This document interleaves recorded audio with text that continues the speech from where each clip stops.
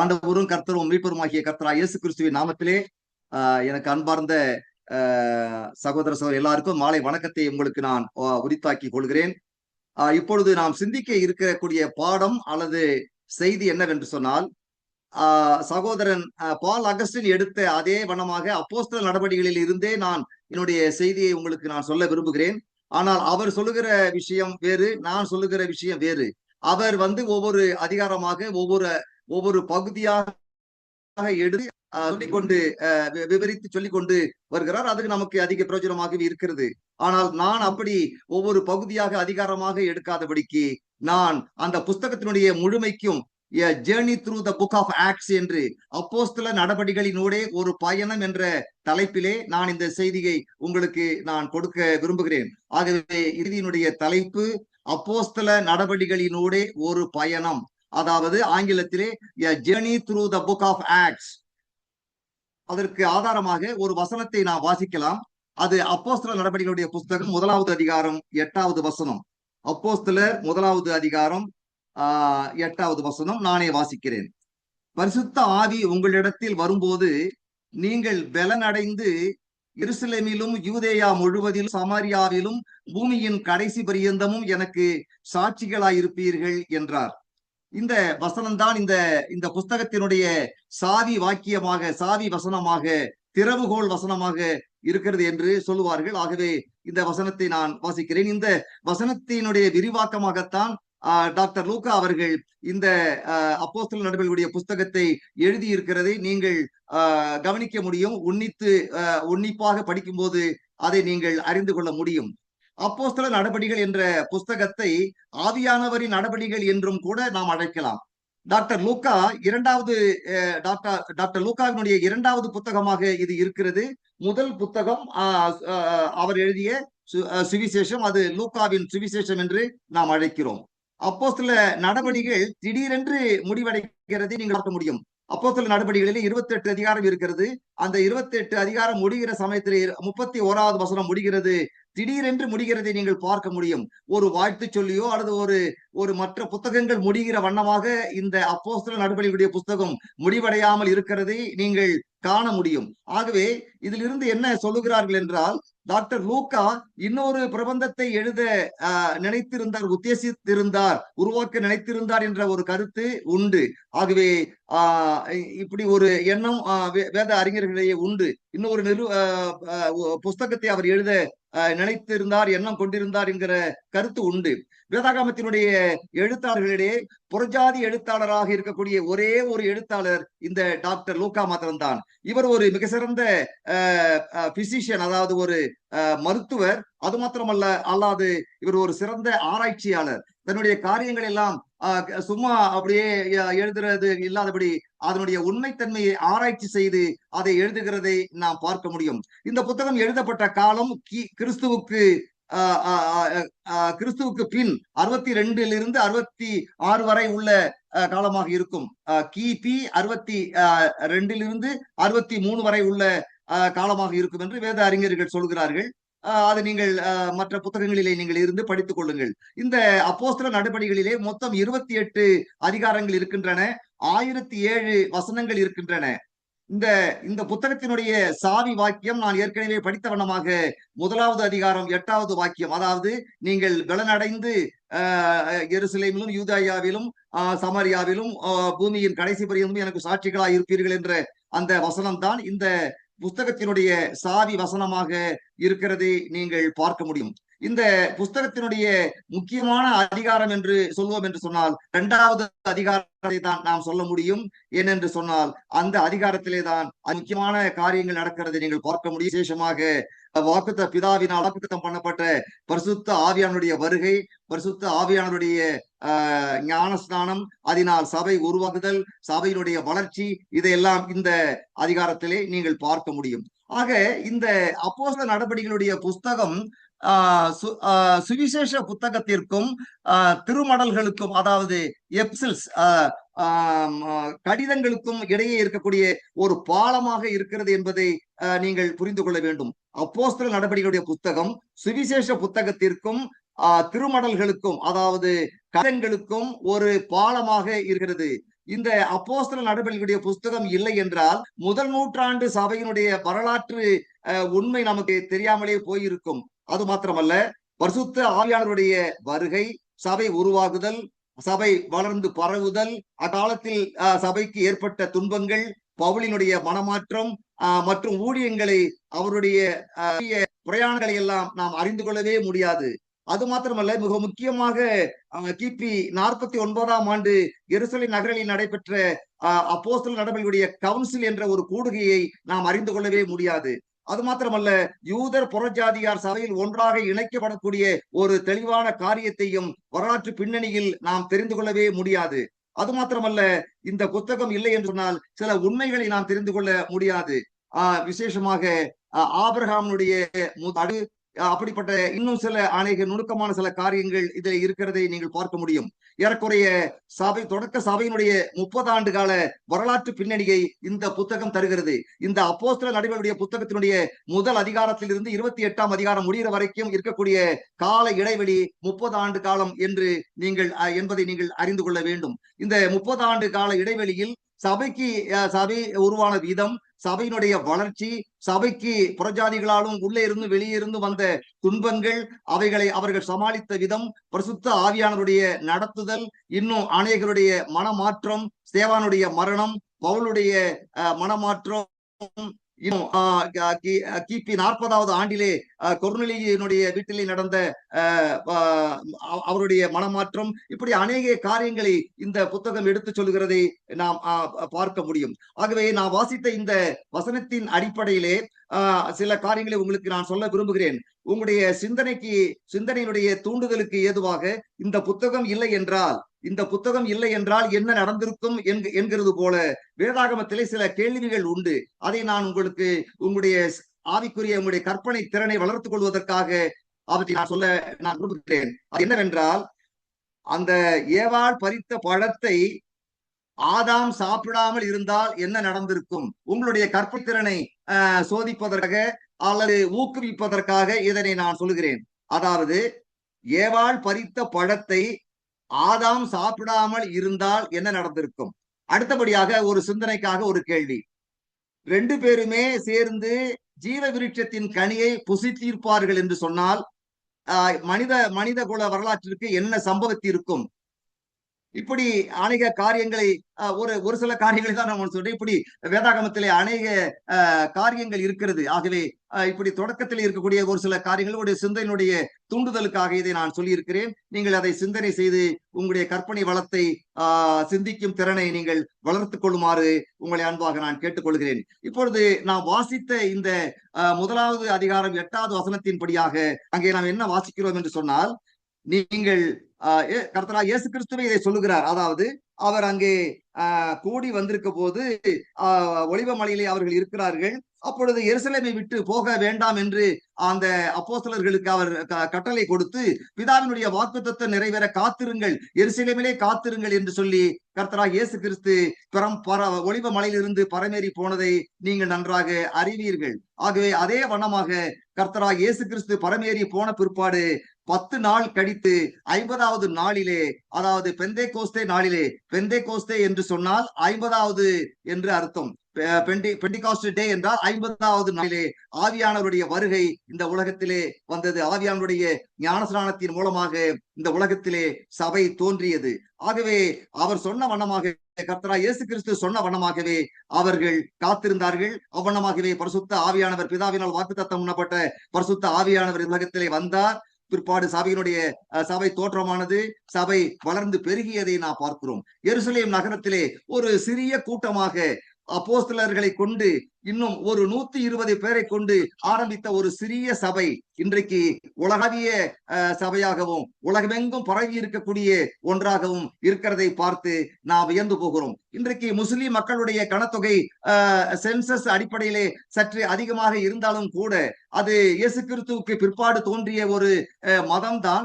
நாம் கிறிஸ்துவ மதத்தை பின்பற்றுகிறதோ அல்லது கிறிஸ்துவ மதத்தை பற்றி பேசுகிறதோ அதனுடைய விரிவாக்கத்துக்கு என்று பாடுபடுகிறதோ கிடையாது. நாம் ஒரு மார்க்கத்தை சார்ந்தவர்கள், ஒரு மார்க்கத்தை நாம் பிரசங்கிக்கிறோம், ஒரு மார்க்கத்தை நாம் சார்ந்திருக்கிறோம். இஸ்லாத்தை போல நாம் ஒரு மதத்தை சார்ந்தவர்கள் கிடையாது. இஸ்லாம் ஒரு சிறந்த மதம் என்பதிலே எனக்கு எந்த விதமான கருத்து வேறுபாடும் கிடையாது. இஸ்லாம் ஒரு சிறந்த மதம் தான். இயேசு கிறிஸ்துவுக்கு பிற்பாடு 600 ஆண்டுகளுக்கு பிற்பாடு உருவான ஒரு மதம் தான் இன்றைக்கு உலகளாவிய நிலையிலே மிக சிறப்பாக வளர்ச்சி அடைந்திருக்கிறதை நாம் பார்க்கிறோம். அது கிறிஸ்தவ நம்ம விசுவாசிகளாகிய நமக்கு ஒரு சவாலாகவே இருக்கிறது. நாமும் கூட இன்னும் கிறிஸ்தவ பணியாற்றி இன்னும் ஆத்துமாக்களை கிறிஸ்துவனை கொண்டு வந்து சபையினுடைய வளர்ச்சிக்கும் பெருக்கத்துக்கும் உதவியாக இருக்க வேண்டும் என்பதை அது நமக்கு காட்டுகிறது. ஆகவே இந்த கர்த்தராகிய இயேசு கிறிஸ்து சொன்ன வண்ணமாக அவர் என்ன சொன்னார்? நீங்கள் ஆவியானவர் வருகிற பொழுது, பரிசுத்த ஆவி உங்களிடத்தில் வருவது நீங்கள் பலனடைந்து என்ற வார்த்தையே இருக்கிறது. நீங்கள் பலனடைந்து என்று தமிழிலே இருக்கிறது.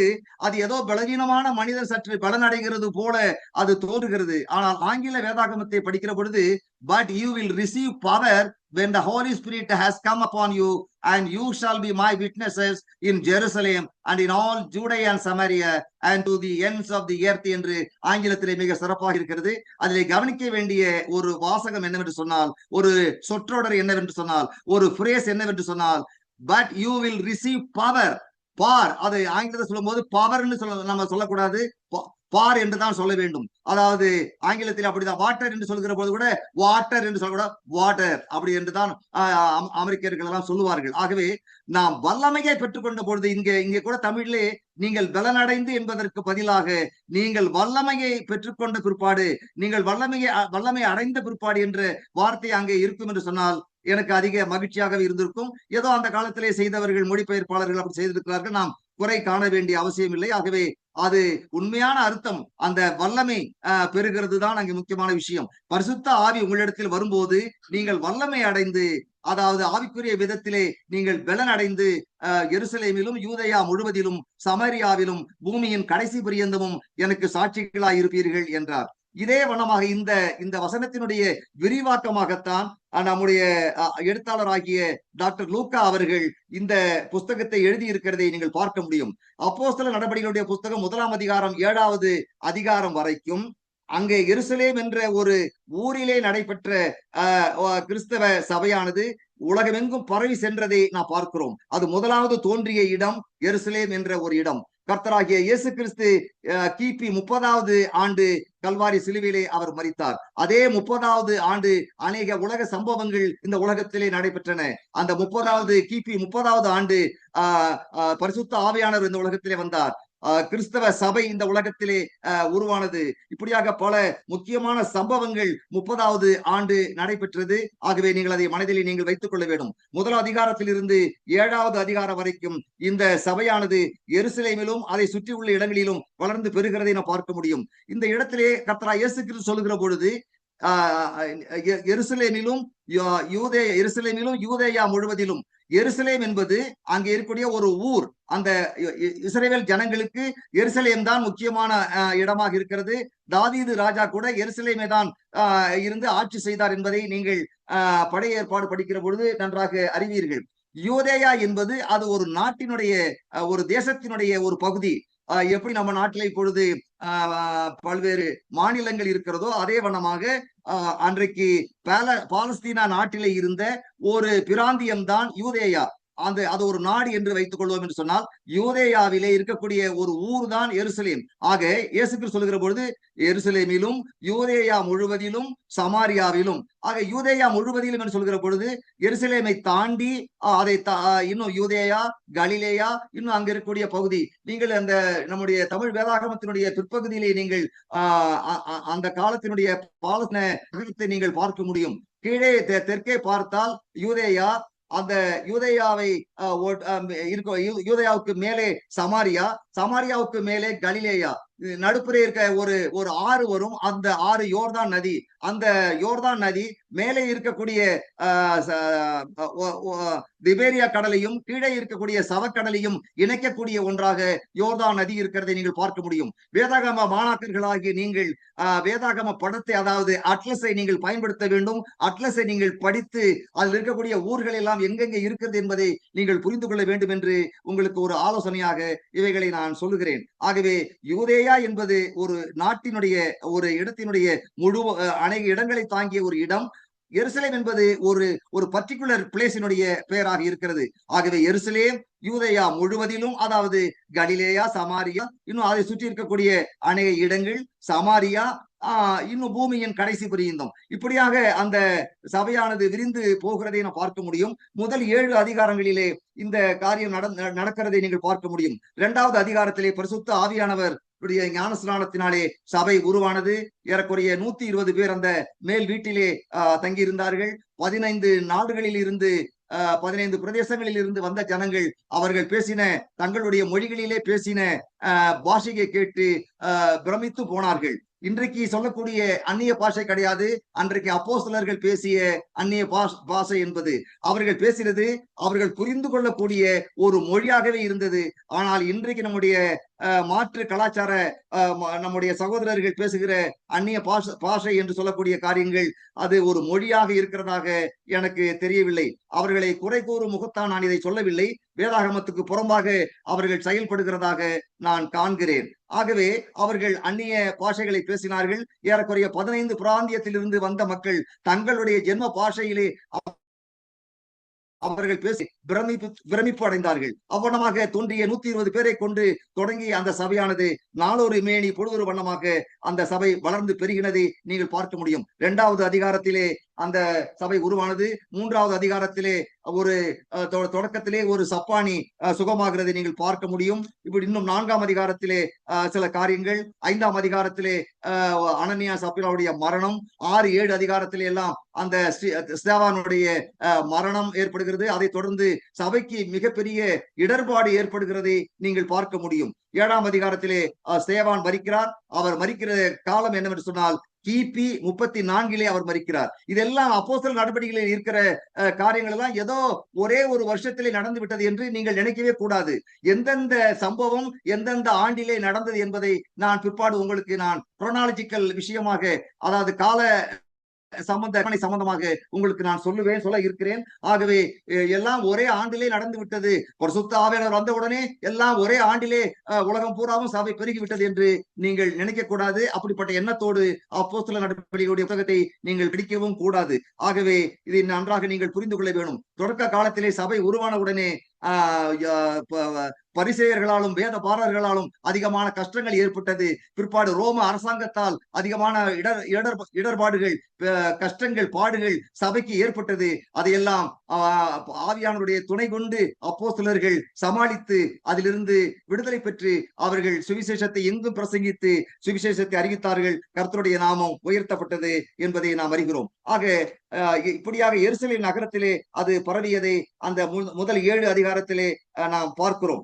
அதனால்தான் கர்த்தராகிய இயேசு சொல்கிற பொழுது நீங்கள் எருசலேமை விட்டு போகாமல் காத்திருங்கள் என்று சொன்னார். ஆகவே அதே வண்ணமாக அவர்கள் காத்திருந்தார்கள். பரிசுத்த ஆவியானுடைய ஞானஸ்நானத்தை பெற்றார்கள். ஆகவே இது ஒரு முக்கியமான விஷயம். அடுத்தபடியாக நாம் யூதேயா சமாரியா என்ற பகுதியை நாம் பார்க்கிறோம். அது 8ஆம் அதிகாரத்திலிருந்து 12ஆம் அதிகாரம் வரைக்கும் இருக்கக்கூடிய பகுதியிலே நாம் பார்க்கிறோம். அங்கே பிலிப்பு என்கிற ஒரு உதவிக்காரர் சமாரியா என்கிற ஒரு இடத்துக்கு போகிறார். அவர் அற்புதமான ஒரு ஊழியத்தை செய்கிறார். இந்த அப்போஸ்தலர் நடவடிக்கைகளிலே சில முக்கியமான வசனங்கள் இருக்கிறது.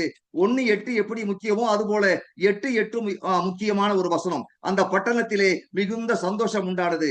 எனக்கு அன்பார்ந்த சகோதர சகோதரிகளே, நண்பர்களே, உங்களுக்கு நான் சொல்லுகிறேன், கர்த்தராகிய இயேசு கிறிஸ்து எந்த ஊரிலே சென்றாரோ, எந்த நாட்டிலே சென்றாரோ அந்த இடமெல்லாம் மிகுந்த சந்தோஷம் உண்டாகும். அந்த நாடு வளர்ச்சி பெறும். எப்ராத்தாவாக, செழிப்பு மிகுந்த இடமாக, வளர்ச்சி அடைந்த நாடாக, ஊராக அந்த இடம் மாறும். கர்த்தராகிய இயேசு கிறிஸ்துவை நிராகரிக்கக்கூடிய மக்கள் கூட்டம் அது ஆசீர்வதிக்கப்படவே முடியாது. ஆகவே எந்த குடும்பங்களிலே கர்த்தராகிய இயேசு கிறிஸ்து பிரவேசித்திருக்கிறாரோ அந்த குடும்பங்கள் ஆசீர்வதிக்கப்படும். எந்த நாட்டிலே கர்த்தராகிய இயேசு கிறிஸ்து பிரவேசித்திருக்கிறாரோ அந்த நாடு ஆசீர்வதிக்கப்படும். அந்த நிலையிலே இன்றைக்கு கிறிஸ்தவ நாடுகள் ஆசீர்வதிக்கப்பட்டிருக்கின்றன. ஆனால் இன்றைக்கு அவர்கள் கிறிஸ்துவை தள்ளிவிட்டு இன்றைக்கு ஒரு நிர்விசாரமான நிலையிலே வாழ்ந்து கொண்டிருக்கிறது. நமக்கு அதிக துக்கம் தரக்கூடிய ஒன்றாக இருக்கிறது. அது மாத்திரமல்ல, ஐரோப்பா, அமெரிக்கா போன்ற நாடுகளிலே, விசேஷமாக ஐரோப்பா, லண்டன் போன்ற நாடுகளிலே சபைகள் எல்லாம் இன்றைக்கு இஸ்லாமிய மக்கள் அவர்கள் வாங்கி அதை மண்டபங்களாக மாற்றிக்கொண்டு தங்களுக்கு ஏற்ற இடங்களாக மாற்றிக்கொண்டு வருகிறார்கள் என்கிற செய்தி கூட நமக்கு அதிக அதிர்ச்சியை தருகிறது, அதிக வருத்தத்தை தரக்கூடிய ஒன்றாகவே இருக்கிறது. ஆகவே அந்த பிலிப்பினுடைய ஊழியத்தை நாம் பார்க்கிறோம். பிலிப்பு என்ற மனிதர் எத்தியோப்பியாவில் இருந்து வரக்கூடிய ஒரு யூனக்கை சந்திக்கிறான். ஒரு ஒரு மனிதனை சந்தித்து அவனுக்கு சுவிசேஷத்தை சொல்லி ஞானஸ்நானத்தை கொடுக்கிறதை நான் பார்க்கிறோம். இப்பொழுது ஒரு சிந்தனைக்காக உங்களுக்கு சொல்கிறேன். 10ஆம் அதிகாரத்திலே தான் கொர்நேலியு வீட்டிலே புறஜாதியார் ரட்சிக்கப்படுகிறார்கள், ஒரு புறஜாதியார் சபையிலே வருகிறார்கள். ஆனால் அதற்கு முன்னதாகவே இந்த எத்தியோப்பியன் யூனக் வந்து கிறிஸ்துவை அறிந்து ஞானஸ்நானம் பெறுகிறதுனாலே அதனுடைய நிலை என்ன என்பதை உங்களுடைய சிந்தனைக்கு நான் விட்டு விடுகிறேன். அதை நீங்களே தெரிந்து கொள்ளுங்கள். 9ஆம் அதிகாரத்திலே பவுலுடைய மனமாற்றத்தை நாம் பார்க்கிறோம். அவர் கிபி 35வது வருஷத்திலே கர்த்தராகிய இயேசு கிறிஸ்துவை விசுவாசிக்கிறார். அதற்கு முன்பாக சபையை அதிகமாக தொந்தரவு செய்து அதிகமான பாடுகளுக்கு உட்படுத்தின ஒரு மனிதன் தான். ஸ்தேவான் மரிக்கிற பொழுது அவனுடைய டிரெஸ் எல்லாம் வைத்துக் கொண்டிருந்த ஒரு மனிதனாக இருந்தார். சபையை துன்பப்படுத்தின ஒரு மனிதன், சபைக்கு கேடு விளைவித்த ஒரு மனிதன். இப்பொழுது தமஸ்கு வீதியிலே அவர் கர்த்தராகிய இயேசு கிறிஸ்துவை தரிசித்து தர்சு பட்டணத்தானாகிய பவுல் என்கிற அந்த மனிதர், குட்டை மனிதர், இப்பொழுது கர்த்தராகிய இயேசு கிறிஸ்துடைய சீடனாக மாறினார். அந்த குட்டை மனிதர் சாதித்த உயரங்கள் அதிகம் என்பதை நீங்கள் அறிய வேண்டும். 14 நிருபங்களை அவர் எழுதியிருக்கிறார். கணக்கில் அடக்க முடியாத, அளக்க முடியாத மைல் தூரங்கள் அவர் பிரயாணம் செய்து ஏறக்குறைய 3 மிஷனரி பிரயாணங்களை அவர் செய்திருக்கிறார். அதனுடைய எல்லைகள் எல்லாம் நாம் அளந்து கூட பார்க்க முடியாது. பிரயாண வசதி அதிகமாக இருக்கக்கூடிய இந்த நாட்களிலே நாம் எங்குமே செல்வது கிடையாது.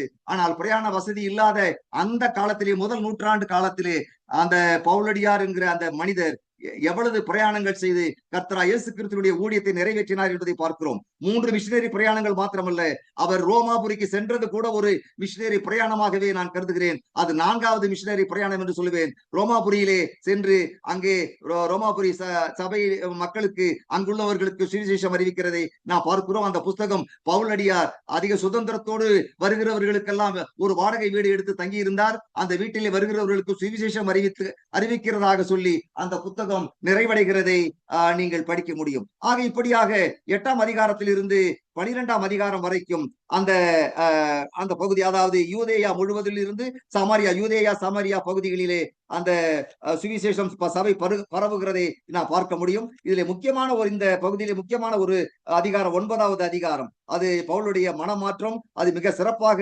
9ஆம் அதிகாரத்திலே சொல்லப்பட்டிருக்கிறது. நான் தெரிந்து கொண்ட பாத்திரம் என்று கர்த்தராகிய இயேசு கிறிஸ்துவே பவுலடியாரை பற்றி சொல்லுகிறதை நீங்கள் அங்கே படிக்க முடியும். அது மாத்திரமல்ல, புறஜாதியார் இந்த வேதாகமம் முழுவதும் நீங்கள் நன்றாக ஒரு விஷயத்தை புரிந்து கொள்ள வேண்டும். கிறிஸ்தவ வேதாகமம் என்று சொன்னால் அது புறஜாதி ஜனங்களுக்கு உட்பட்ட ஒரு காரியம் கிடையாது. அது எல்லாமே யூதர்களுக்கு உரியதுதான். வேதம் அவர்களுடையது, ஆராதனை அவர்களுடையது, வாக்குத்தத்தங்கள் அவர்களுடையது, கிறிஸ்துவும் அவர்களுடையவர்கள். கிறிஸ்துவ யூத மதத்திலே தான் பிறந்தார். எல்லாம் அவர்களுடையதான். நீங்க ரோமர் 9ஆம் அதிகாரம் படிச்சீங்கன்னு சொன்னா எல்லாம் அவர்களுடைய வாக்குத்தத்தம், நியாயப்பிரமாணம், இப்படி எல்லா காரியங்களும் அவர்களுடையது என்று பவுலடியார் எழுதுகிறதை நீங்கள் படிக்க முடியும். ஆக ஒரு புறஜாதியாருக்கு இந்த வேதத்திலே எந்த விதமான காரியமும் கிடையாது. அவர்கள் இந்த ரட்சிப்பு, இந்த சபை காரியங்கள் எல்லாம் தங்களுக்கு மாத்திரம்தான் உண்டு. இந்த மேசியா வருவார், ராஜிப்பார், அதிலே நமக்கு நல்ல பதவிகள் எல்லாம் கிடைக்கும் என்று இப்படி ராஜ்யத்தை எதிர்பார்த்தவர்களாத்தான் அவர்கள், யூதர்கள், இஸ்ரவேலர்கள் வாழ்ந்து கொண்டிருந்தார்கள். ஆனால் இந்த சபையிலே புறஜாதியையும் சேர்க்க வேண்டும் என்பது தேவனுடைய அனாதி திட்டமாக இருந்தது. அந்த அனாதி திட்டம் பவுலடியாருக்கு வெளிப்படுத்தப்பட்டு புறஜாதிகளுடைய அப்போஸ்தலன் என்ற நிலையிலே பவுலடியார் மிக சிறப்பாக ஊழியம் செய்தார். புறஜாதிகளும் சபையிலே சேர்க்கப்பட்டார்கள். 10ஆம் அதிகாரத்திலே கொர்நேலியு என்ற மனிதன் முதலாவதாக சபையிலே சேர்க்கப்படுகிறதை நான் பார்க்கிறோம். ஆனா அதுக்கு முன்னதாகவே எத்தியோப்பிய யூனக்கு ஞானஸ்நானம் பெற்றிருக்கிறார். அதனுடைய நிலைமை என்னவென்று நீங்கள் சிந்தித்துக் கொள்ளுங்கள். ஆக இப்படி முக்கியமான ஒரு காரியம், எனக்காக நான் தெரிந்து கொண்ட பாத்திரம் என்று கர்த்தராகிய இயேசு கிறிஸ்து பவுலை பற்றி சொல்லுகிறதை நீங்கள் படிக்க முடியும். ஆக இப்படியாக ஒரு முக்கியமான ஒரு பகுதியாக இந்த பகுதி இருக்கிறது. அதுக்கு அற்பா போல missionary journey and church expansion, அதாவது 13ஆம் அதிகாரத்திலிருந்து 28வது அதிகாரம் வரைக்கும் சபை அந்தியோகியாவிலிருந்து உலகத்தின் பல்வேறு பகுதிகளிலும், கலாத்தியா, தெசலோனிக்கியா, இன்னும் எபேசு பட்டணம், இன்னும் சைப்ரஸ் தீவு, ஏசியா மைனர் ஏசியா, இப்படி அநேக சிட்ராசியா என்று சொல்லுவார்கள். ஏசியா மைனரை சிட்ராசியா என்று சொல்லுவார்கள். ஆக இப்படி அநேக இடங்களிலே சபை வளர்ந்து பெருகிறதை நீங்கள் படிக்க முடியும். ஆக இவ்வனமாக கர்த்தராகிய இயேசு கிறிஸ்து அந்த 1ஆம் அதிகாரம் 8வது வசனத்திலே சொன்னவனமாக சபையானது எல்லா பகுதிகளிலும் வளர்ந்து பெருகிறதை நீங்கள் படிக்க முடியும். அது மாத்திரமல்ல, பவுலடியார் 3 மிஷனரி பிரயாணங்களை செய்தார். அதை அதை அவனுடைய குறிப்பை மாத்திரம் சொல்லி நான் இந்த பகுதியை இந்த முதல் குறிப்பை கடந்து செல்ல விரும்புகிறேன். அவருடைய பவுலடியாருடைய முதல் மிஷனரி பிரயாணம் கிபி 46 48 வரை நடந்தது. பவுலும் பர்னபாவும் தான் சேர்ந்து போனார்கள். இரண்டாவது மிஷனரி பிரயாணம் 50வது வருஷத்தில் இருந்து 51 வரைக்கும் நடந்தது.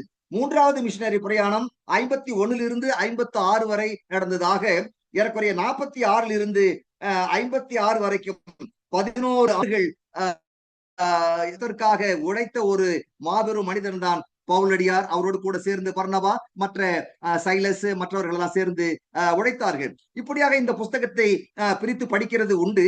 ஆனால் இன்னொரு லகுவாக பிரித்து படிக்கக்கூடிய ஒரு முறையை உங்களுக்கு நான் சொல்லிக் கொடுக்க நான் விரும்புகிறேன். நான் சொல்லக்கூடிய காரியங்கள் நம்முடைய அன்பு சகோதரர் பால் அகஸ்டின் சொல்லுகிற காரியங்களுக்கு முரண்பட்ட காரியங்களோ அல்லது அவர் சொன்ன காரியங்களுக்கு எதிராக சொல்லுகிறதோ கிடையாது. அவர் சொல்லுகிற விதம் வேறு, நான் சொல்லுகிறது ஒட்டுமொத்தமான புத்தகத்தினுடைய ஒரு ஒரு ஒரு பிடிச்சாறு தான் நான் உங்களுக்கு கொடுக்க நான் விரும்புகிறேன். எந்த விதத்திலும் சகோதரன் பால் அகஸ்டினுக்கு முரண்பட்டு பேசுவதோ சிந்திப்பதோ என்னுடைய நோக்கம் அல்ல. ஆகவே இந்த புத்தகத்தை வேறு விதமாக சிந்திக்க வேண்டும் என்றால் முதல் 12 அதிகாரத்தை திருவனுடைய ஊழியம் என்று நீங்கள் புரிந்து கொள்ளலாம் அல்லது பிரித்துக் கொள்ளலாம். 13 28 வரைக்கும் பால்ஸ் மினிஸ்ட்ரி, பவுலுடைய ஊழியம் என்று பிரித்துக் கொள்ளலாம். இப்படி பிரித்து கொண்டு நீங்கள் படிப்பீர்கள் என்று சொன்னால் நான் சொன்ன இந்த அநேக விஷயங்களை எல்லாம் நீங்கள் மனதில் வைக்க முடியும். அப்போஸ்தலர் நடவடிக்கைகளை பொறுத்த வரைக்கும் ஒவ்வொரு அதிகாரத்திலும் என்ன முக்கியமான சாராம்சம் என்பதை நீங்கள் மனதிலே பதித்துக் கொள்ள வேண்டும். அப்பொழுதுதான் அந்த புத்தகத்தை நீங்கள் அதிகமாக நீங்கள் வாஞ்சித்து நீங்கள் படிக்க முடியும். ஆகவே இவ்வளமாக நீங்கள் அந்த பீட்டர்ஸ் மினிஸ்ட்ரி என்று சொல்லுகிற பொழுது அந்த பேதுருனுடைய அந்த அப்போஸ்தலர் நடவடிக்கையுடைய 2வது அதிகாரத்திலே கேவலம் ஒரு வேலைக்கார பெண்ணிடத்திலே கர்த்தராகிய இயேசு கிறிஸ்துவை சபிக்கவும் சத்தியம் பண்ணவும் சொல்லி மறுதலித்த அந்த பேதுரு பிற்பாடு பரிசுத்த ஆவியானவருடைய ஞான ஸ்நானத்தினாலே அதிக வல்லமை அடைந்து அவர் பேசுகிற அந்த பேச்சானது எவ்வளவு ஆற்றல் மிகுந்த ஒன்றாக இருக்கிறது, வல்லமை மிகுந்த ஒரு செய்தியாக அது இருக்கிறது என்பதை நீங்கள் கவனிக்க வேண்டும். அந்த யூதர்கள் மீது அந்த பேதுரு கொலை குற்றச்சாட்டு சாட்டுகிறார். நீங்கள் அவரை தேவன் நிர்ணயித்திருந்த தீர்மானத்தின்படி அனுப்பப்பட்ட அந்த இயேசு கிறிஸ்துவை பிடித்து அக்கிரமக்காரர்களுடைய கைகளிலே ஆணி அடித்து கொலை செய்தீர்கள் என்ற கொலை குற்றச்சாட்டை அந்த யூதர்கள் மீது பேதுரு சுமத்துகிறது 2ஆம் அதிகாரத்திலே நீங்கள் படிக்க முடியும். அது ஒரு அற்புதமான ஒரு செய்தி, அற்புதமான ஒரு பேச்சு. ஆகவே ஒரு அதிகமாக பயந்து கொண்டிருந்த அந்த பேதுருக்கு இப்படிப்பட்ட வல்லமை எங்கிருந்து கிடைத்தது? அது பரிசுத்த ஆவியானவருடைய வருகையினாலே, பரிசுத்த ஆவியானவருடைய ஞான ஸ்நானத்தினாலே தான் கிடைத்தது, பரிசுத்த ஆவியானவருடைய நிறைவினாலே கிடைத்தது என்று நாம் அதை சொல்ல முடியும். எனக்கு அன்பார்ந்த சகோதர சகோதரிகளே, அப்படியாக அதிக கோழையாக பயந்தாங்கொள்ளியாக இருந்த இந்த பேதுருவை அவரை வலிமை மிக்க மனிதனாக, அதிக உறுதியான மனிதனாக மாற்றியது பரிசுத்த ஆவியானவருடைய நிறைவும் பரிசுத்த ஆவியானவருடைய ஞான ஸ்நானமும். ஆகவே இன்றைக்கு நம்முடைய விசுவாசிகள் பலனற்றவர்களாக, வல்லமை இல்லாதவர்களாக, தங்களுடைய கிறிஸ்தவ வாழ்க்கையை வெற்றிகரமாக வாழ முடியாதவர்களாக இருப்பதற்கு ஒரே ஒரு காரணம், நான் உணர்கிற ஒரு காரியம். இதை நான் அதிக வருத்தத்தோடும் அதிக துக்கத்தோடும் நான் சொல்லுகிறேன். நாம் அதிகமாக பேசுகிறோம். நம்முடைய சபையை போன்று வேத வசனத்தை சொல்லக்கூடியவர்கள் இந்த உலகத்திலே கூட கிடையாது. அவ்வளவு சிறப்பாக வேத வசனத்தை சொல்லக்கூடியவர்கள் தான் நாம். ஆனால் வாழ்க்கையிலே நாம் கோட்டை விட்டு விட்டோம், வாழ்க்கையிலே நாம் தவறிவிட்டோம். எதை சொல்லுகிறோமோ அதை சொல்லி அந்த சொல்லின்படியாக நடக்க நாம் தவறிவிட்டோம். என்னையும் சேர்த்துதான் நான் சொல்கிறேன். நான் பெரிய உயர்ந்த பரிசுத்தவான், நீங்கள் எல்லாம் மோசமானவர்கள் என்ற எண்ணத்தில் நான் சொல்ல கிடையாது. என்னையும் சேர்த்துதான் நான் சொல்கிறேன். நாம் தவறிவிட்டோம் என்று எல்லாரையும் சேர்த்தே நான் சொல்கிறேன். ஆகவே இனி வரும் காலங்களிலே இளைஞர்களும் முதியவர்களுமாக சேர்ந்து சபையினுடைய வளர்ச்சிக்கும் கிறிஸ்துவனுடைய நாம மகிமைக்கும் பரிசுத்த ஆவியானவருடைய ஆட்கொள்ளப்பட்டவர்களாக பரிசுத்த ஆவியானுடைய நிறைவாலே நாம் நிறைந்து நம்முடைய கிறிஸ்தவ வாழ்க்கை வாழ்வோம் என்று சொன்னால் நம்முடைய வாழ்க்கை வெற்றிகரமான கிறிஸ்தவ வாழ்க்கையாக அமையும் என்பதிலே துளி அளவும் சந்தேகம் கிடையாது. எனக்கு அன்பார்ந்த சகோதர சகோதரிகளே, உங்களுடைய கிறிஸ்தவ வாழ்க்கையை நீங்கள் சோதித்து பாருங்கள். பரிசுத்த ஆவியானவருக்கு பரிபூர்ண இடம் கொடுக்கிறீர்களா? பரிசுத்த ஆவியானவர் உங்களுடைய உள்ளங்களிலே எங்கும் சென்று வர அனுமதிக்கிறீர்களா? அல்லது பரிசுத்த ஆவியானவருக்கு ஒரு குறிப்பிட்ட இடத்தை மாத்திரம் ஒதுக்கி கொடுத்து இந்த இடத்திலே இரு, வேறு எங்கேயும் வந்து விடாதே என்று சொல்லி அவரை கட்டுப்பாட்டுக்குள் வைத்திருக்கிறீர்களா? அதையெல்லாம் நீங்களே சிந்தித்து பார்த்து பரிசுத்த ஆவியானவருக்கு உங்களுடைய உள்ளத்திலே பரிபூர்ண இடம் கொடுத்து அவர் உங்களை ஆளும்படியாக கொடுப்பீர்கள் சொன்னால் உங்களுடைய கிறிஸ்தவ வாழ்க்கையிலே ஒரு பரிபூர்ண மாற்றத்தை நீங்கள் பார்க்க முடியும். ஒரு பெரிய மாற்றத்தை பார்க்க முடியும். ஒரு டைனமிக் கிறிஸ்டியனாக நீங்கள் மாற முடியும். அப்படி நாம் எல்லாரும் மாறுவோம் என நம்முடைய சபை மாறும் என்று சொன்னால் இந்த உலகத்தை நாம் எப்பொழுதோ அசைத்திருக்கலாம். இந்த உலகத்தில் இருக்கக்கூடிய அநேக மக்களை நாம் கவர்ந்திருக்கலாம். காந்தி இன்னும் அம்பேத்கர் போன்ற மக்கள் எல்லாம் இன்றைக்கு கிறிஸ்தவத்தை தழுவி இருப்பார்கள். அம்பேத்கர் புத்த மதத்தை தழுவி போனார். காந்தி அவர்கள் இந்த கிறிஸ்தவத்திலே அவர்கள் சொல்றது ஒண்ணு செய்யறது ஒண்ணு சொல்லி அவர் முன்னேறி வர முடியாமல் போய்விட்டது. ஆகவே நாம் நம்முடைய வாழ்க்கை சரியாக இருந்திருக்கும் என்று சொன்னால் இப்படிப்பட்ட தலைவர்களை, இதற்கு பிற்பாடு வந்த தலைவர்களை நாம் சந்தித்திருக்க முடியும். இந்திய நாடு இன்றைக்கு ஒரு பெரிய கிறிஸ்தவ நாடாக கூட ஆகியிருக்க முடியும் என்கிற ஒரு நம்பிக்கை எனக்கு இருக்கிறது. ஆகவே தவறில்லை, போனது போகட்டும். இனி இருக்கக்கூடிய காலங்களிலாவது நாமும் நம்முடைய சந்ததியும் கிறிஸ்துவுக்காக வாழ்வோம் என்று சொன்னால், அதாவது பரிசுத்த ஆவியானவருக்கு பரிபூர்ண இடம் கொடுத்து வாழ்வோம் என்று சொன்னால், முதல் நூற்றாண்டு விசுவாசிகளைப் போல வாழ்வோம் என்று சொன்னால் நம்முடைய வாழ்க்கை அசாதாரணமான ஒன்றாக இருக்கும். அது கிறிஸ்துவினுடைய நாம மகிமைக்காக இருக்கும் என்ற ஒரு ஆலோசனையை சொல்ல நான் விரும்புகிறேன். ஆகவே பரிசுத்த ஆவியானுடைய வருகையினாலே பயந்தாங்கொல்லியாக இருந்த அந்த பேதுரு மிக சிறந்த தைரியம் உள்ள மனுஷனாக கொலை குற்றச்சாட்டை அந்த யூதர்கள் மீது சொல்லுகிறதை நீங்கள் பார்க்க முடியும். இன்னும் அதை தொடர்ந்து அநேக பிரசங்கங்கள் அவன் செய்கிறதை நீங்கள் 3-4 அதிகாரங்கள் எல்லாம் நீங்கள் படிக்க முடியும். இன்னும் அநேக 10ஆம் அதிகாரத்திலே கூட அவனுடைய செய்தி சொல்லப்படுகிறதை நீங்கள் படிக்க முடியும். இப்படியாக அநேக நல்ல செய்திகள் அந்த புஸ்தகத்திலே இருக்கிறது. ஆக பரிசுத்த ஆவியானவருடைய வருகை, பரிசுத்த ஆவியானவருக்கு இடம் கொடுத்து வாழ்கிறது ஒரு முக்கியம். அது பேதுருனுடைய மினிஸ்ட்ரியிலே நாம் பார்க்கிறோம். அடுத்த பால்ஸ் மினிஸ்ட்ரி என்று சொல்லுகிற பொழுது பவுல் ஒரு ஒப்பற்ற தலைவர். என்னுடைய உள்ளம் கவர்ந்த ஒரு மாபெரும் தேவ மனிதன் தான் பவுல் அடியார். அவர் செய்த ஊழிய மாதிரி நாம் செய்வோம் என்று சொன்னால் அது கர்த்தருக்கு அதிக மகிமையாக இருக்கும். நான் கிறிஸ்துவை பின்பற்றுகிறது போல நீங்களும் பின்பற்றுங்கள் என்கிற ஒரு சவாலை அவர் வைக்கிறார். 1 கொரிந்தியர் 11ஆம் அதிகாரத்திலே அப்படிப்பட்ட ஒரு சவாலை வைக்கிறார் பவுலடியார். என்னுடைய நண்பர் ஒரு செய்தி கொடுக்கும்போது சொன்னார், டைனமிக் பால் என்று சொல்லி, இன்டாமிட்டபிள் பால் என்று சொல்வார். இன்டாமிட்டபிள் பால். அதுபோல நாம் கூட ஒரு இன்டாமிட்டபிள் பாலாக இருக்க வேணும், பவுலாக இருக்க வேணும். பவுல் செய்த ஊழியத்தை போல அதை மாதிரியாக எடுத்துக்கொண்டு நாம் செய்ய வேணும். நம்முடைய இயக்கமும் மூச்சும் பேச்சும் கிறிஸ்துவை அறிவிக்கக்கூடிய சுவிசேஷம் அறிவிக்கிறதற்கு ஏதுவாகவே இருக்க வேண்டும். ஆனால் இன்றைக்கு நாம் அதையெல்லாம் செய்யாதபடிக்கு நாம் இன்றைக்கு உறங்கி கொண்டிருக்கிறோம், தூங்கி கொண்டிருக்கிறோம், வசதி வாய்ப்போடு வாழ்ந்து கொண்டிருக்கிறோம். இதெல்லாம் தவிர்த்து விட்டு கிறிஸ்துவுக்காக எதையாவது செய்ய வேண்டும், எதையாவது சாதிக்க வேண்டும் என்கிற உணர்வோடு நான் வாழ்வோம் என்று சொன்னால் அது அதிக சிறப்பாக இருக்கும். இந்த பவுலுடைய மினிஸ்ட்ரியை பார்க்கிற பொழுது அதிகமான பாடுகள் அவருக்கு வந்தது. அவர் அதிகமாக கொலை செய்யக்கூடிய சூழ்நிலைகள்லாம் வந்தது. கர்த்தர் ஆச்சரியமாக காப்பாற்றினார். 16ஆம் அதிகாரத்திலே பவுலும் சீலாவும் சிறைச்சாலையிலே இருக்கிறார்கள். அற்புதமான விடுதலை கர்த்தர் கொடுத்தார். நேரடியாக இன்னும் அது மாத்திரமல்ல, அநேக இடங்களிலே இன்னும் விஷப்பூச்சிகள், விஷ பாம்புகள் எல்லாம் கடிக்கக்கூடிய ஒரு சூழ்நிலை ஏற்பட்டது. கப்பல் சேதம், இப்படி அநேக காரியங்கள் பவுலுடையாருடைய வாழ்க்கையில ஏற்பட்டது. அது கொரிந்தியருக்கு எழுதிய நிருபத்திலே நீங்கள் படிப்பு 2 கொரிந்தியரிலே அவர் தன்னுடைய பாடுகளை பட்டியலிட்டு விவரண குறிப்பாக சொல்லுகிறதை நீங்கள் பார்க்க முடியும். அநேக தரம் பசியிலும் இன்னும் நிர்வாணத்திலும் இன்னும் அநேக பாடுகள் மத்தியிலே அவர் இருந்ததை நீங்கள் படிக்க முடியும். அவர் ஊழியம் செய்தார். அதோடு கூட கூடார வேலையும் செய்து சம்பாதித்து அவர் சுவிசேஷத்தை அறிவித்தார் என்கிறதை கூட நாம் பார்க்கிறோம். ஆகவே இன்றைக்கு முழு நேர ஊழியம் செய்யக்கூடிய அழைப்பு பெற்றவர்கள் அப்படி செய்யலாம். இல்லை என்றால் வேலையோடு கூட கர்த்தருடைய பணியை செய்யக்கூடியவர்கள் கூட அதை செய்யலாம் என்கிற ஒரு ஆலோசனை கூட உங்களுக்கு நான் விரும்புகிறேன். அது மாத்திரமல்ல, அகிரிப்பா ராஜாவுக்கு முன்னதாக அந்த பவுலடியார் பேசுகிற ஒரு அற்புதமான பேச்சு இருக்கிறது. அது மிக சிறந்த ஒரு செய்தியாக இருக்கிறது. அது மாத்திரமல்ல, மார்சு மேடையிலே பவுலடியார் ஆற்றுகிற உரை மிக சிறந்த உரை. கிறிஸ்தவ உரைகளிலே, சொற்பொழிவுகளிலே மிக சிறந்த சொற்பொழிவாக மார்சு மேடை பேச்சு இருக்கிறதை நீங்கள் படிக்க முடியும். ஆகவே அப்போஸ்தலர் நடபடிகள் 17ஆம் அதிகாரம் இன்னும் 19ஆம் அதிகாரம் இவைகளெல்லாம் நீங்கள் படிப்பீர்கள் என்று சொன்னால் மிக சிறப்பான குறிப்புகளை எல்லாம் அதிலே நீங்கள் பார்க்க முடியும். இந்த அப்போஸ்தலர் நடபடிகளிலே 26ஆம் அதிகாரத்திலே அகிரிப்பா ராஜாவுக்கு முன்னதாக பவுலடியார் பேசுகிற பிரசங்கத்தை யாராவது ஒருவர் மோனோ ஆக்ட் பண்ணி மிக சிறப்பாக அதில் இருக்கிற வண்ணமாக சபையிலே நடித்து காட்டுவார் என்று சொன்னால் அவருக்கு 10,000 ரூபாய் பரிசாக கொடுக்க நான் விரும்புகிறேன். அது ஏதாவது ஒரு நிகழ்ச்சியிலே அவர் அதை செய்து காட்டலாம்.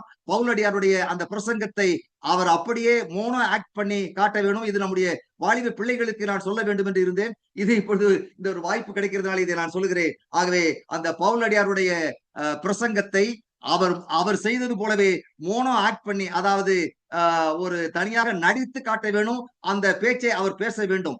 எப்படி ஷேக்ஸ்பியர் நாடகத்திலே ஆண்டனியுடைய ஸ்பீச் இருக்கிறதோ அதே வண்ணமாக இந்த பவுலடியாருடைய செய்தியையும் பேச்சையும் நீங்கள் யாராவது அப்படி பேசுகிறீர்கள் சொன்னால் உங்களுக்கு நன்கொடையாக 10,000 ரூபாய் கொடுக்க நான் நினைத்திருக்கிறேன். ஆக இது பவுலடியாருடைய ஊழியமாக இருக்கிறது. இப்படி மிக சிறந்த ஊழியத்தை அவர் நிறைவேற்றுகிறதை நாம் பார்க்கிறோம். இப்பொழுது நாம் முதலாவது என்ன பார்த்தோம் என்று சொன்னால், அப்போஸ்தலர் நடபடிகள் புஸ்தகம் இல்லை என்றால் என்ன நடந்திருக்கும் என்று சிந்தித்தோம். இரண்டாவதாக அப்போஸ்தலர் நடபடிகள் 1:8 படியாக இந்த ஊழியம் சபையானது எப்படி உலகெங்கும் வளர்ந்து பரவியது என்பதை நாம் பார்க்கிறோம். அது மாத்திரமல்ல, இன்னும் ஒரு குறிப்பை சொல்லி என்னுடைய செய்தியை நான் நிறைவு செய்ய நான் விரும்புகிறேன். இந்த புஸ்தகத்திலே குரோனாலஜிக்கல் ஆஸ்பெக்ட்ஸ், அதாவது கால வரிசைப்படியாக இருக்கக்கூடிய காரியங்களை நீங்கள் புரிந்து கொள்ள வேண்டும். கர்த்தராகிய இயேசு கிறிஸ்து மரித்தது கிபி 30வது ஆண்டு. இந்த காலத்தை உருவாக்குற கிமு கிபு என்கிற காலத்தை உருவாக்குகிறதிலே அந்த காலத்தை உருவாக்கியவர்களிடத்திலே சில குழப்பங்கள் ஆதி காலத்துல ஏற்பட்டு அது இந்த 6ஆம் நூற்றாண்டிலே தான் இந்த காலண்டர் சிஸ்டம் உருவானது. கிபி 6ஆம் நூற்றாண்டிலே. ஆக இந்த கிமு கிபி உருவாக்குறதிலே சில குளறுபடிகள் ஏற்பட்டிருக்கிறது. கர்த்தராகிய இயேசு கிறிஸ்துவினுடைய பிறப்பு பொதுவாக வேத வல்லுநர்கள் 6வது கிமு 6ல் இருந்து 4 வரைக்கும் சொல்லுவார்கள். 4 சொல்வதற்கு வாய்ப்பில்லை. ஏனென்று சொன்னால் அந்த ஏரோது ராஜா மரித்தது கிமு 4ஆம் ஆண்டிலே அந்த ராஜா மரிக்கிறார். அவர் இருக்கிற போதுதான் இந்த சாஸ்திரிகள் போய் யூதருக்கு ராஜாவாக பிறந்திருக்கிறவர் எங்கே என்று கேட்பார்கள். ஆகவே 4ஆம் ஆண்டிலே அவர் பிறந்திருக்க வாய்ப்பில்லை. அதற்கு முன்னதாகவே அவர் பிறந்திருக்க வேண்டும். ஆகவே நான் நினைக்கிறேன் 6வது ஆண்டு இல்லை என்று சொன்னாலும் கிமு 5ஆம் ஆண்டிலே கர்த்தராகிய இயேசு கிறிஸ்து இந்த உலகத்திலே பிறந்தார் என்கிற ஒரு குறிப்பை உங்களுக்கு நான் சொல்ல விரும்புகிறேன். அது மாத்திரமல்ல, இன்னொரு குறிப்பையும் நான் சொல்ல விரும்புகிறேன். கர்த்தராகிய இயேசு கிறிஸ்து பிறந்த சமயம் குளிர்காலம் கிடையவே கிடையாது. ஏனென்று சொன்னால் ஆட்டு மந்தை மேய்க்கிறவர்கள் ஆட்டு மந்தையெல்லாம் வயலிலே கடத்துகிறதெல்லாம் கோடை காலத்துலதான் கடத்துவார்கள். அவர்கள் ஆட்டு மந்தையெல்லாம் அந்த மேய்ப்பர்கள் வயலிலே காத்து கொண்டு அது கிடை கடத்துகிறது சொல்லுவார். அதாவது வயலுக்கு உரம் போடுற மாதிரி அந்த காலத்துல எல்லாம் மாடுகளையும் அங்க போய் ஒரு ராத்திரியிலே தங்க வைப்பார்கள். அது போடுகிற சாணமானது அந்த வயலுக்கு எருவாக இருந்து நல்ல விளைச்சலை தரும். அதே வண்ணமாகத்தான் மேய்ப்பர்கள் அந்த ஆடுகளை எல்லாம் வைத்துக் கொண்டு இருந்ததாக நான் படிக்கிறோம். ஆகவே அது குளிர்காலம் கிடையாது. ஆகவே அதை நன்றாக புரிந்து வேணும். அது மாத்திரமல்ல, சத்திரத்திலே கர்த்தராகிய இயேசு கிறிஸ்து பிறக்க கிடையாது. பிள்ளையை தூக்கி கொடுத்தால் சத்திரத்துக்கு போகிறார்கள். இப்படி தவறான அநேக காரியங்கள் விசுவாசிகள் மத்தியில் இருக்கிறது. அதை நீங்கள் சரியாக நீங்கள் புரிந்து கொள்ள வேண்டும். ஆகவே கர்த்தராகிய இயேசு கிறிஸ்து கல்வாரி சிலுவையிலே பிறந்தது கிமு 5ஆம் ஆண்டு, மரித்தது கிபி 30வது ஆண்டு. அது மிகப்பெரிய ஒரு முக்கியமான ஆண்டு. அந்த ஆண்டிலேதான் பரிசுத்த ஆவியானவர் இந்த உலகத்திலே வந்தார். சபையானது உருவானது. சபையானது அந்த நாளிலே உருவான 30ஆம் ஆண்டு உருவான சபையானது உலகமெங்கும் இன்றைக்கு வியாபித்து பெருகி கொண்டு வருகிறது. அது ரகசிய வருகையின் போது, கர்த்தராகிய இயேசு கிறிஸ்துவினுடைய ரகசிய வருகையின் போது அது விண்ணுலகத்துக்கு அந்த சபையானது எடுத்துக்கொள்ளப்படும். அது மாத்திரமல்ல, அந்த நாளிலே பஸ்கா பண்டிகை கொண்டாடப்பட்டது. எப்படி 30வது ஆண்டு பஸ்கா பண்டிகை நாளிலே தான் கர்த்தராகிய இயேசு கிறிஸ்துவினுடைய பலிமரணம், சிலுவை மரணம் நடந்தது. அதை தொடர்ந்து 50வது நாளிலே பெந்தெகோஸ்தே பண்டிகை நடந்தது. அந்த பெந்தெகோஸ்தே நாளிலே தான் பரிசுத்த ஆவியானவர் இந்த உலகத்திலே அவர் வந்தார். சபையினுடைய பிறப்பும் அந்த இயேசு கிறிஸ்து மரித்த அதே ஆண்டு. ஏனென்றால் 50 நாள் தானே ஆகிறது. ஆகவே அது ஒரு பெரிய மாற்றங்கள் கிடையாது. ஏறக்குறைய ஒரு 2 மாசம் தான். ஆக அடுத்த ஒரு குறிப்பு ஸ்தேவானுடைய மரணம். அது கிபி 34வது ஆண்டிலே ஸ்தேவான் ரத்த சாட்சியாக இருக்கிறார். அது நமக்கு அதிக துக்கத்தை தந்தாலும் அந்த ஸ்தேவானுடைய மரணத்துக்கு பிற்பாடு சபையானது உலகமெங்கும் வளர்ந்து பரவியதை நாம் பார்க்கிறோம். ஆக அது மாத்திரமல்ல, பவுலுடைய மனமாற்றம் கிபி 35வது ஆண்டு நடைபெறுகிறது. அதற்கு முன்னதாக சபைகளை பாழ்படுத்தின அந்த பவுல் இப்பொழுது மனமாற்றம் தமஸ்கு வீதியிலே மனமாற்றம் அடைந்து அவர் பெரிய சாட்சியாகவும் மிஷினரி ஊழியங்களை செய்கிறதை நாம் பார்க்கிறோம். பர்னபாவும் பவுலும் முதல் முறையாக எருசலேமுக்கு செல்லுகிறார்கள். அது 38வது ஆண்டு. இந்த பர்னபா என்ற மனிதன் தான் பவுலடியாரை அழைத்துக் கொண்டு எருசலேமுக்கு சென்று அப்போஸ்தலர்களுக்கு அறிமுகப்படுத்துகிறார். பர்னபா இல்லை என்றால் பவுலை இந்த அளவுக்கு பிரபல்யமான மனிதராக அப்போஸ்தலர்கள் கண்டு கொண்டிருக்க முடியாது. ஆறுதலின் மகன் என்று பெயர் பெற்ற அந்த பர்னபா பவுலை அழைத்துக் கொண்டு எருசலேமிலே சென்று அவருக்காக பரிந்து பேசுகிறதையும் மற்ற காரியங்கள் செய்கிறதையும் நீங்கள் படிக்க முடியும். அது மாத்திரமல்ல, கொர்நேலியுடைய மனமாற்றம் கிபி 40வது ஆண்டு நடக்கிறது. யூதேயாவிலே கடுமையான பஞ்சம் கிபி 46 48 வரைக்கும் நடக்கிறதை நீங்கள் பார்க்க முடியும். அந்த புத்தகத்திலே நீங்கள் பார்க்க முடியும். கடுமையான பஞ்சம் அந்த நாட்களில் இருந்து எருசலேமில் இருந்த சபைக்கு உதவியாக உலகத்தினுடைய பல்வேறு இடங்களில் இருக்கக்கூடிய சபைகள் எருசலேம் சபைக்கு உதவி பணம் அனுப்புகிறதை நீங்கள் படிக்க முடியும். அதிலே ஒரு காரியமாக பவுலடியார் கூட அந்த உதவி பணத்தை எடுத்துக்கொண்டு அவர் எருசலேமிலே அந்த உதவி தொகையை கொடுக்கிறதை நீங்கள் பார்க்க முடியும். அது கிபி 47வது ஆண்டு அவர் எருசலேமுக்கு அந்த உதவி பணத்தை கொடுக்கிறதை நீங்கள் படிக்க முடியும். அது மாத்திரமல்ல, இன்னும் 49வது ஆண்டிலே அப்போஸ்டலிக் கவுன்சில் என்கிற ஒரு காரியம் எருசலேமிலே கூடி நடக்கிறது. அது நம்முடைய இயேசு கிறிஸ்துவினுடைய சொந்த தம்பியாகிய யாக்கோபினுடைய தலைமையிலே அந்த கவுன்சில், அந்த சங்க கூடுகை நடக்கிறது. அப்போஸ்தலிக் கவுன்சில் என்று ஆங்கிலத்தில் சொல்லுவார்கள். அப்போஸ்தல சங்கம் என்று நீங்கள் தமிழிலே நீங்கள் புரிந்து கொள்ளலாம். அப்போஸ்தலர் சங்கம் மிக முக்கியமான ஒரு சங்கம். கிறிஸ்தவ வரலாற்றிலே முதலாக நடைபெற்ற ஒரு சங்கம் தான் அது. ஒரு முக்கியமான ஒரு சங்கம். முக்கியமான சில தீர்மானங்களை அவர்கள் எடுத்தார்கள். அந்த தீர்மானத்திலே முக்கியமான ஒரு தீர்மானம் என்னவென்று சொன்னால், புறஜாதிகளை கலங்கடிக்க கூடாது. 15ஆம் அதிகாரத்திலே அந்த குறிப்பு வருகிறதை நீங்கள் பார்க்க முடியும். ஆக அந்த யாக்கோபே சொல்லுகிறார். என்ன சொல்லுகிறார்? அந்த யாக்கோபு யார் என்று சொன்னால், இயேசு கிறிஸ்துவினுடைய சொந்த தம்பி, ஹாஃப் பிரதர். அவர் சொல்லுகிறார், உலக தோற்றம் முதல் தேவனுக்கு தம்முடைய கிரியை எல்லாம் தெரிந்திருக்கிறது.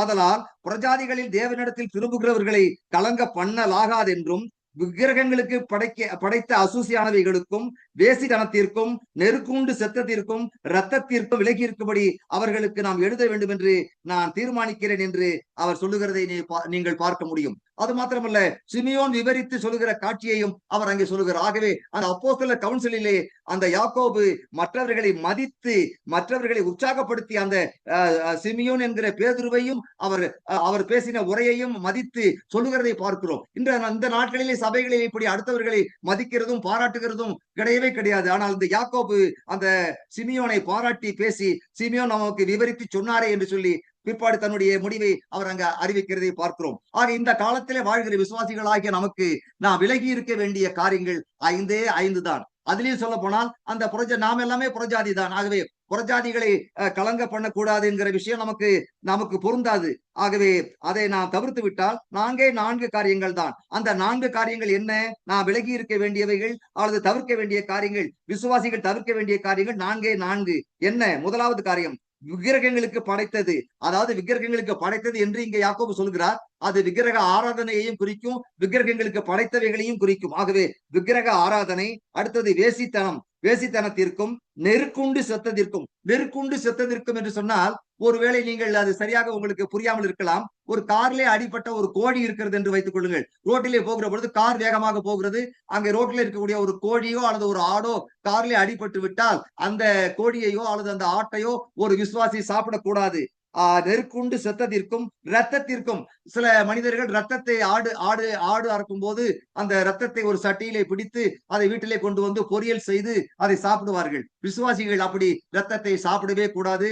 எந்த வகையிலும் ரத்தத்தை விசுவாசிகள் சாப்பிடவே கூடாது. ஏனென்று சொன்னால் ரத்தத்திலே உயிர் இருக்கிறதாக வேதாகமம் சொல்லுகிறபடினாலே நாம் அதை தவிர்க்க வேண்டும். ஆக விசுவாசிகள் தவிர்க்க வேண்டிய, இந்த காலத்திலும் சரி எந்த காலத்திலும் சரி, தவிர்க்க வேண்டிய 4 காரியங்கள்: விக்கிரக ஆராதனை, வேசித்தனம், நெருங்குண்டு செத்த விஷயம், ரத்தம். இந்த 4 விஷயம்தான். ஆகவே ஒரு விசுவாசி இந்த நாட்களிலே குழப்பம் அடைய தேவையே கிடையாது. இந்த 4 விஷயங்களை மாத்திரம் தவிர்த்தால் போதும், அவனுடைய கிறிஸ்தவ வாழ்க்கை ஒரு ஆசீர்வதிக்கப்பட்ட ஒரு வாழ்க்கையாக இருக்கும். ஆகவே கிபி 49ஆம் ஆண்டு எருசலேமிலே கூடின அந்த கவுன்சில் ஆனது, அந்த சங்கமானது மிக முக்கியமான தீர்மானத்தை எடுத்து நிறைவேற்றியது. அது அந்தியோகியா போன்ற மற்ற சபைகளுக்கும் அது போனதை பார்க்கிறோம். பார்க்கிறோம். அந்தியோகியா தான் முதல் புறஜாதி சபை. 13ஆம் அதிகாரத்தில் வரக்கூடிய முதல் புறஜாதி சபை அந்தியோகியா சபை. ஆக இப்படி அநேக காரியங்களை இந்த அப்போஸ்தல நடவடிக்கைகளில் நாம் பார்க்கிறோம். இதுதான் journey through the book of Acts. அப்போஸ்தல நடவடிக்கைகளினூடே ஒரு பயணம் என்கிற ஒரு காரியத்தை நாம் இன்றைக்கு நாம் பார்த்திருக்கிறோம். ஆக இதெல்லாம் நான் படிச்சிருக்கிறோம். அப்போஸ்தல நடவடிக்கைகளை எல்லாம் நான் படித்தோம். இதெல்லாம் நல்ல விஷயம் தான். ஆனா இதை படிக்கிறதுனால ஒரு விசுவாசிக்கு என்ன பிரயோஜனம், என்ன நன்மை ஏற்பட வேண்டும், இது இந்த புஸ்தகத்தை படிக்கிறதுனாலே நமக்கு என்ன பிரயோஜனம் என்பதை நாம் சிந்திக்க வேண்டும். அந்த நிலையிலே நாம் இதிலிருந்து ஒரு சில குறிப்புகளை சொல்லி என்னுடைய உரையை நான் நிறைவு செய்ய நான் விரும்புகிறேன். அது என்னவென்று சொன்னால், முதலாவது, நாம் சுவிசேஷம் அறிவிக்க கடமைப்பட்டவர்களாக நாம் இருக்கிறோம். சுவிசேஷம் அறிவிக்காவிட்டால் எனக்கு ஐயோ என்று பவுலடியார் சொல்லுகிறார். ஆக அந்த பவுலடியாருடைய கூற்றை நாம் எடுத்துக்கொண்டு நாம் சுவிசேஷம் அறிவிக்கிற பணியை நாம் மும்முரமாக எடுத்துக்கொண்டு அதை செயல்பாட்டிலே கொண்டு வர வேண்டும்.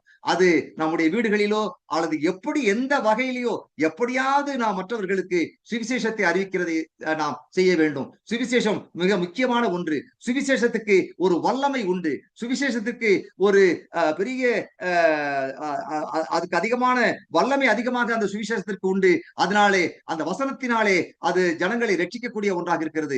இயேசு கிறிஸ்து உங்களை நேசிக்கிறார் என்கிற ஒரு வார்த்தை நாம் சொல்லுவோம் என்று சொன்னால், ஒருவேளை அந்த வார்த்தை அந்த மனிதனுடைய உள்ளத்திலே கிரியை செய்து அது அவன் கர்த்தர் பக்கம் உதவியாக இருக்கும். எப்படியாவது நீங்கள் கிறிஸ்துவை உயர்த்தி காட்டுங்கள், அப்பொழுது அவர் மகிமைப்படுவார், ஜனங்கள் ரட்சிக்கப்படுவார்கள். ஆக அப்போஸ்தலர் நடபடிகள் புஸ்தகத்தை படித்த நாம் செய்ய வேண்டிய முதல் காரியம் சுவிசேஷம் அறிவிக்கிறது நம்முடைய தலையாய கடமையாக இருக்க வேண்டும்.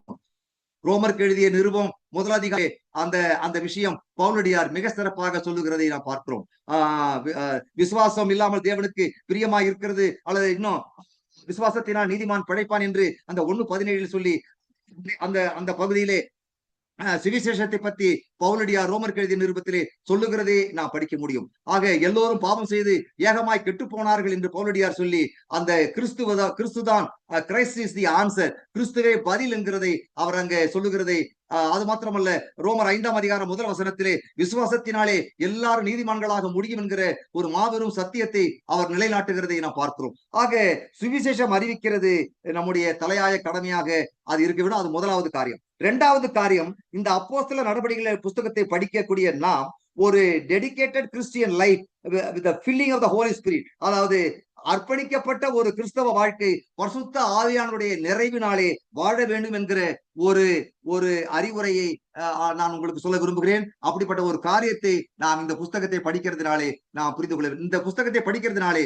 ஒரு அர்ப்பணிக்கப்பட்ட ஒரு கிறிஸ்தவ வாழ்க்கை, ஒரு கிறிஸ்துவுக்காக வாழ்கின்ற ஒரு வாழ்க்கை, கொஞ்ச கால வாழ்க்கை, அது சீக்கிரம் கடந்து போகும். கிறிஸ்துவுக்காக செய்யப்படுவது எதுவோ அதுவே நிலைத்திருக்கும். எனக்கு அன்பார்ந்த சகோதர சகோதரிகளே, வாழ்க்கை சீக்கிரமாக முடிந்து போகும். ஆகவே அதற்குள்ளாக கிறிஸ்துக்காக எதையாவது நீங்கள் செய்து விடுங்கள், கிறிஸ்துவுக்காக எதையாவது நீங்கள் சாதித்து விடுங்கள் என்று உங்களுக்கு சில காரியங்களை உங்களுக்கு அறிவுரையாக நான் சொல்ல நான் விரும்புகிறேன். ஆகவே dedicated Christian life with the filling of the Holy Spirit, பரிசுத்த ஆவியானவருடைய நிறைவோடு எப்பொழுதும் வாழ முயற்சி செய்யுங்கள். ஏதோ ஒரு சில மணி நேரம் பரிசுத்த ஆவியானவருடைய நிறைவோடு வாழ்வது, அடுத்த பல மணி நேரங்கள் கிறிஸ்து ஆவியானவர் இல்லாத ஒரு வாழ்க்கை வாழ்வது அப்படி அல்ல.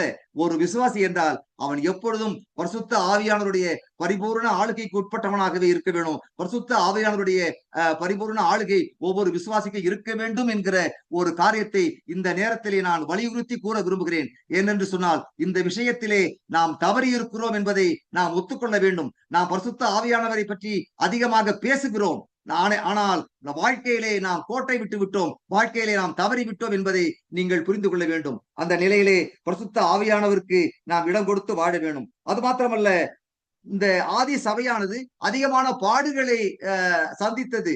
நீங்கள் 2ஆம் அதிகாரம் 3ஆம் அதிகாரத்திலே அதிகமான பாடுகள், பேதுரு, யோவான் மற்றவர்கள் எல்லாம் கொண்டு போய் அங்கே விசாரணைக்கு வைக்கிறார்கள். அந்த கமாலியல் என்கிற அந்த மனிதன் சொல்கிறான், இது தேவனாலே உண்டாயிருந்தால் அதை யாரும் தடுக்க முடியாது, இது மற்றவர்களாலே உண்டாயிருந்தால் இது அழிந்து போகும் என்கிற ஒரு உதாரணத்தை எல்லாம் சொல்லுகிறதை பார்க்கிறோம். அது மாத்திரமல்ல, அந்த கமாலியல் சொல்லுகிற ஒரு அற்புதமான ஒரு காரியம், தேவனோடு எதிர்த்து போரிடாதிருங்கள் என்று சொல்கிறார். ஆகவே நம்முடைய வாழ்க்கையிலே கூட தேவனோடு எதிர்த்து போரிடாதவர்களாக நாம் இருக்க வேண்டும். அதை நீங்கள் அந்த கமாலியல் சொல்லுகிற காரியத்தை அந்த முற்பகுதியிலே நீங்கள் பார்க்க முடியும். ஆகவே அது ஒரு அற்புதமான அந்த கமாலியல் சொல்லுகிறது ஒரு அருமையான ஒரு ஆலோசனை.